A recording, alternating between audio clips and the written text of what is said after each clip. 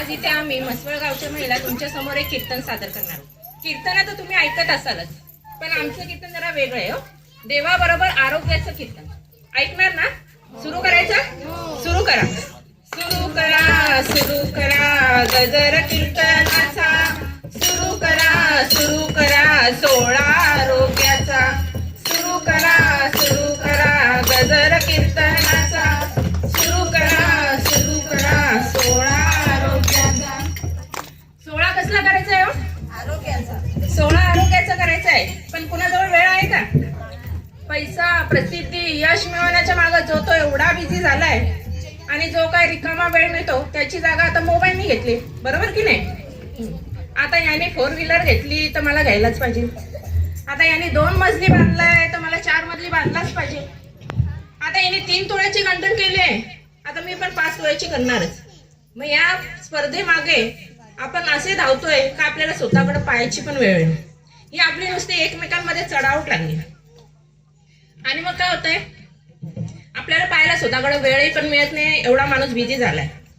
पहा ना बाई, सकाळी लवकर उठते, मुलांचा डब्बा, नवऱ्याचा डब्बा, घरातील सर्वांचा नाश्ता वेळेवर, पण स्वतःचा मात्र शेवटी। गेल्या नाश्त्याची वेळ होऊन जाते तरी बाईची काय कामं आठवत नाही, बाईला नाश्ता करायला वेळ मिळत नाही। बाई काय म्हणते, जाऊ दे ना, चहामध्ये 2 बिस्किट खाल्ली नंतर बघू, असाच बाईचा रोजचा दिन ठरतो। मग एक दिवशी काय होतंय, आजारी पडल्यावर दवाखान्यात जाते। दवाखान्यात गेल्यावर डॉक्टर विचारतो, बाई काय झाला? बाई म्हणते, थकवा आलाय, चक्कर आली, जरा अशक्तपणा आलाय, बाकी काय नाही, सगळं ठीक। मग डॉक्टर काय, ही टेस्ट करा, ही तपासणी करा। मग रिपोर्ट येतो, ॲनिमिया विचारू नका, की थायरॉइड विचारू नका, की डायबिटीज, बीपी विचारू नका। एवढी मोठी आजारांची यादी नाही की गडे औषधांची यादी डॉक्टर आपल्या पुढे ठेवतो। मग बाई काय करते, नाश्ता आधीची गोळी, नाश्ता नंतरची गोळी, जेवणा आधीची गोळी, जेवणानंतरची गोळी। नाही ना, डॉक्टरांनी सांगितले हे खाऊ नका, ते खाऊ नका, सगळी पथ्य वेळेवर, डॉक्टरांनी सांगितलेला आहार वेळेवर, पण कधी आजारी पडल्यावर। जर हिने वेळेवर नाश्ता, पौष्टिक आहार, दुपारचं जेवण सगळं वेळेवर केलं असतं तर आज ही आजारी पडली असती का? अहो पहा ना, घरातील महिला आजारी पडली का पूर्ण घर आजारी पडते। कोणालाच काही वेळेवर मिळत नाही। अहो, घरातील प्रत्येकाच्या आरोग्याची जबाबदारी घरातील महिलेवर असते की नाही? म्हणून महिलेने स्वतःची पहिले काळजी घ्यायला नको का? स्वतःला निरोगी ठेवायला नको का? अहो, निरोगी शरीरातच निरोगी मन वास करते, पण हेच आपल्याला कळत नाही, बरोबर ना? आता पहा ना, महिलांमध्ये ॲनिमिया हा आजार फार मोठ्या प्रमाणात वाढत चाललाय। महाराज, ॲनिमिया म्हणजे काय? अगं बाई, ॲनिमिया म्हणजे शरीरातील लोहाचे प्रमाण कमी होणे। वा, काय लव वाढवा चाललाय, लव तरी माझ्या हाताला आहे का? बघा आता, अहो लव नाही ग बाई, लोह। लोह म्हणजे शरीरातील रक्ताचे, HB चे प्रमाण कमी होणे। रक्ताचे प्रमाण कशामुळे कमी होते महाराज? आता पहा, आपल्याला अपघातामध्ये रक्तस्राव होणे, मासिक पाळीत रक्तस्राव होणे, बाळंतपण, त्यानंतर पण रक्तस्राव होणे, परत स्वच्छतेची काळजी न घेतल्यामुळे, पौष्टिक आहार न केल्यामुळे, परत मूळव्याधामध्ये रक्तस्राव होणे, अशा बऱ्याच कारणामुळे आपल्याला हा ॲनिमिया आजार होऊ शकतो। हा आजार आपल्याला होऊ नये म्हणून आपण लोहयुक्त पदार्थ आहारात घेतली पाहिजे। महाराज, लोहयुक्त पदार्थ म्हणजे कोणते? आता पहा, मी सांगते, नीट ऐका। लोहयुक्त पदार्थ म्हणजे नाचणी, असलबीची पेज, लाल माठ, शेवग्याचा पाळा, शेवग्याच्या शेंगा, कच्चे शेंगदाणे, कच्चे पोहे, गूळ, तसेच सर्व हवामानातील भाज्या, फळे, आणि शिवाय पावसाळ्यात मिळणाऱ्या रानभाज्या ह्या आवर्जून आपण आहारात घेतल्या पाहिजे। पहा ना, आता बाईला सकाळी नाश्ता करायला वेळ मिळत नाही, मग चहा पिण्याच्या ऐवजी तिने 7 धान्यांची पेज करून पिली तर? महाराज, 7 धान्य म्हणजे पेज काय? 7 धान्यांची पेज म्हणजे तांदूळ, गहू, ज्वारी, बाजरी, नागली, वरई, मूगडाळ ही 7 धान्य घरी आणून स्वच्छ साफ करून, धुवून, सुकवून, भाजून, दळून, छानपैकी तूप टाकून शिजवा। जर हवा असल्यास गूळ टाका आणि 1 कपभर सकाळी सकाळी प्या। मग बाईला बघा कशी तरतरी येते ती। तुम्ही स्वतः पण प्या आणि घरातील सर्वांना पण प्यायला द्या। अहो, या 7 धान्यांमुळे आपला थकवा दूर होतो, प्रतिकार शक्ती वाढते, हिमोग्लोबिनचे प्रमाण कमी होते, हिमोग्लोबिनचे प्रमाण वाढते। असे 7 धान्यांचे पेजेचे मोठे लक्षण एक बूस्टर डोस म्हणून आपल्याला ही काम करते. अहो म्हणून तर म्हणते खावी मेथीशी भाकरी वातावारी चांगली. खावी मेथीशी भाकरी वातावारी चांगली. प्यावी सप्त धान्य पेज ही आरोग्यासाठी गुणकारी. प्यावी सप्त धान्य पेज ही आरोग्यासाठी गुणकारी. अहो तसेच हा आपला आहार हा चौरंगी असला पाहिजे. आपल्या ताटामध्ये रोज पांढरा, पिवळा, हिरवा, लाल हे रंग असले पाहिजे. आता आता आम्ही रंग बी खायचे काय? अगं बाई तुला काय हे होळीचे रांगोळीचे रंग खायला नाही सांगते. हे आहे पदार्थाचे रंग. पांढरा म्हणजे भात, भाकरी, दूध, दही, अंडे. पिवळा म्हणजे डाळी, वरण, भाज्या, फळे, कडधान्य. हिरवा म्हणजे पालेभाज्या. लाल म्हणजे गाजर, बीट, लाल माठ, चटण्या असे ह्या पदार्थांनी भरलेलं ताट आणि त्याबरोबर लिंबाची फोड ही रोज आपण आहारात घेतली पाहिजे. त्यामुळे खाल्लेल्या अन्नाचे व्यवस्थित पचन होते. असे हे परिपूर्ण ताट समोर ठेवून आपण हात जोडावे व म्हणावे वदनी कवळ घेता नाम घ्या श्रीहरीचे सहज हवन होते. नाम घेता पुकाचे जीवन करी जीवित्वा हे पूर्ण ब्रह्म उदरभरणो हे जाणीचे यज्ञ कर्म जाणीचे यज्ञ कर्म असे हे हा श्लोक बरेच जण जेवणाच्या आधी म्हणतात. बरोबर की ना? बऱ्याच जणांना हाय सवय हा श्लोक म्हणायची. पण कशाला म्हणतात माहिती का? अहो तोंडात घास घेताना आपण हरीचे परमेश्वराचे नाम घ्यावे. फुकटात घेतलेल्या नामामुळे अन्नाचे सहज ग्रहण होते.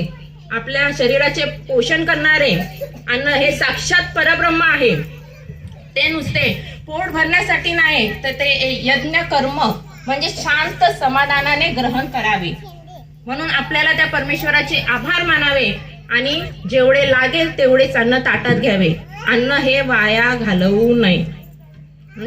आता तुम्ही म्हणाल तुम्हाला बोलायला काय जाते? सगळ्या रासायनिक खताचा आजार तर वाढणारच. अहो मान्य आहे मला सगळं रासायनिक खताच आहे. पण आपण थोडाफार विचार तर स्वतःसाठी करू शकत नाही का? आपल्याला आजारी नाही पडायचं, निरोगी राहायचंय ना. मग जर आपण आपल्या घराबाजूला जागेमध्ये परसबाग लावली तर नाही ना कोणाकडे जागा. मग छोटस जागेत किचन गार्डन तयार केलं तर घरातील कचऱ्यापासून शेणखतापासून सेंद्रिय खत तयार करून आपण त्यामध्ये आपल्याला लागणाऱ्या भाज्या, फळभाज्या, औषधी वनस्पतीची लागवड केली तर आपल्या ताटामध्ये रोज आपल्याला ताज्या भाज्या खायला मिळतील. शिवाय आपल्या पैशाची बचत पण होईल. अहो आपली घरातली जुनी माणसं ना ही डॉक्टर नव्हती पण त्यांच्या परसबागेत स्वयंपाकात मध्ये अर्ध मेडिकल कॉलेज होतं. त्यांच्याकडे पोटदुखी, सर्दी, खोकला कितीतरी आजारांवरती त्यांच्या परसबागेमध्ये औषध होती. आता पहा ना गोकर्णाचा काढा पिला की कफ दूर होते, सर्दी दूर होते, मासिक पाळीचे त्रास कमी होतात. तुळशीचा काढा पिल्यामुळे पण मासिक पाळीचे त्रास कमी होते, ऍसिडिटीचा त्रास कमी होतो. जास्वंदाचा काढा पिल्यामुळे केसाचे आरोग्य सुधारते, रोगप्रतिकार शक्ती वाढते. अहो म्हणून तर म्हणते परसबागा लावा दारी, ताज्या भाज्या खायला मिळतील घरी. परसबागा लावा घरी, ताज्या भाज्या खायला मिळतील घरी. काय सांगू त्यांचे उपकार, सुखभूमीचा हाय आधार. परसबागा लावा घरी, ताज्या भाज्या खायला मिळतील घरी. आता ज्याप्रमाणे भाज्या, औषधी वनस्पती आपल्या शरीराला उपयोगी आहे ना त्याप्रमाणे लोखंडी भांडे पण आपल्या शरीरासाठी औषध म्हणूनच उपयोगी आहे. आता ही भांडी जरी काळी असली ना तरी महाराज ही काळी भांडी अशी कोपऱ्यात टाकून दिली आहेत आम्ही. आता तर आम्ही आलिमन वापरतो, ती कशी चमकतात. बरोबर. तुम्हाला आता काय झालंय लोखंडी भांडी काही वाटायला लागले ना मग तुम्ही घराच्या कोपऱ्यात चुलीच्या मागे दिले टाकून. हा आणि त्यांची जागा आता कोणी घेतली दिसायला भारी नॉनस्टिक भांड्यांनी. बरोबर की नाही? अहो पण तुम्हाला माहितीये का ही नॉनस्टिक भांडी म्हणजे शरीरासाठी घातक आहे आणि ही लोखंडी भांडी आपल्याला शरीराच्या आरोग्यासाठी लाभदायक आहे. या लोखंडी भांड्यामध्ये जो पदार्थ, जो भाज्या आपण शिजवतो, त्यामध्ये या भांड्याचे लोहाचे प्रमाण मिसळते आणि आपल्या शरीरामध्ये लोह मिसळते आणि आपल्या शरीरातील लोहाचे प्रमाण वाढते. आपण काय करतो? डॉक्टरांकडे जातो आयनच्या गोळ्या मागायला, शरीरातील लोह वाढवायला, बरोबर की नाही? अहो, पण हे लोखंडी भांड आपल्या शरीरातील लोहाची कमतरता भरून काढतंय, पण तेच आपल्याला कळत नाही. म्हणून म्हणते, लोखंड भांडी घरी आणू, ताज्या भाज्या त्यात तो शिजू, साऱ्या नारी HP वाढू, ॲनिमियाला पळवून लावू. लोखंडी भांडी घरी आणू, ताज्या भाज्या त्यात शिजू, साऱ्या नारी HP वाढू, ॲनिमियाला पळवून लावू. अहो, ज्याप्रमाणे नॉनस्टिक भांड्यांचं एड लागले ना, त्याप्रमाणे लोकांना ना आता फास्ट फूडचं पण फार एड लागले, बरोबर? काय त्या फासफूस? सांगते तुला फास्ट फूड काय ते.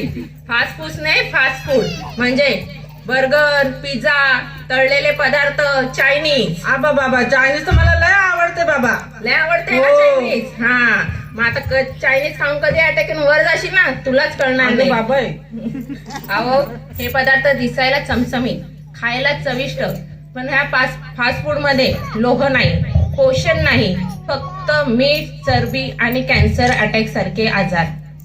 अहो, ही जीभ मागे धावते चवीच्या, शरीर हळूहळू थकतंय आणि एक दिवस डॉक्टर काय म्हणतो? आता बस, घरी घेऊन जा. तेव्हा हा कितीही कमवलेला पैसा, संपत्ती काही उपयोगाची नसते. म्हणून म्हणते, फास्ट फूड जगास दिसतंय, पण शरीर आतून किळतंय. फास्ट फूड जगास दिसतंय, पण शरीर आतून गिळतंय. फास्ट फूड जगास दिसतंय, पण शरीर आतून किळतंय. फास्ट फूड जगास दिसतंय, पण शरीर आतून गिळतंय. भाजी भाकरी वरण भात, भाजी भाकरी वरण भात, आरोग्याचं सुख त्यात. फास्ट फूड जगास दिसतंय, पण शरीर आतून खिळतंय, पण शरीर आतून खिळतंय. अहो, आपलं जीवन सुखी समाधानी ठेवण्याचं एकमेव कारण म्हणजे आपलं आरोग्य. म्हणून म्हणते, देवाच्या पायाशी मागणं सोपं असतं, निरोगी शरीर मिळवणं कठीण असतं. देवाच्या पायाशी मागणं सोपं असतं, निरोगी शरीर मिळवणं कठीण असतं.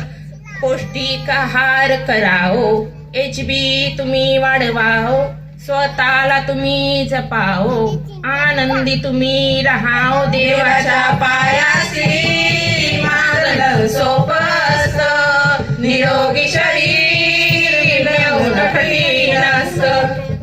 अहो, आपल्याला आयुष्य हे एकदाच मिळतो, म्हणून स्वतःला जपा. जे तुम्हाला आवडते, ज्याच्यामध्ये आनंद मिळते, ते छंद जोपासा, पण स्वतःला आनंदी ठेवा. व्यायाम करा, योगासना करा, पण आनंदी राहा. आणि आपली जी खरी संपत्ती आहे, जी खरी धनसंपदा आहे, ते म्हणजे आपलं आरोग्य. आरोग्यम धनसंपदा, आरोग्यम धनसंपदा, आरोग्यम धनसंपदा.